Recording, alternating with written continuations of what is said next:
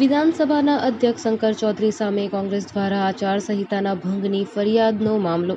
ડીસાના શમશેરપુરામાં રબારી સમાજના સંમેલનના વિધાનસભાના અધ્યક્ષ શંકર ચૌધરીનું નિવેદન. હું સંવૈધાનિક જગ્યા ઉપર છું એટલે કોઈ રાજકીય ભાષણ નથી કરતો. મને કોઈ રીતનું કાયદાકીય બંધન નથી. કાયદાકીય એવો કોઈ નિયમ નથી કે વિધાનસભા અધ્યક્ષ હોય તો તે ચૂંટણીનો પ્રચાર ન કરી શકે, રાજકીય પ્રવૃત્તિમાં ભાગ ન લઈ શકે એવું સંવૈધાનિક કોઈ નથી. પરંતુ હું બંધારણનું સન્માન કરવા વાળો માણસ છું, એની પરંપરાઓને માન આપવા વાળો માણસ છું. એટલે આટલી ચૂંટણીઓ ચાલે છે તો હું કોઈ સીધી રીતે કોઈ રાજકીય પાર્ટીનો પ્રચાર નથી કરતો.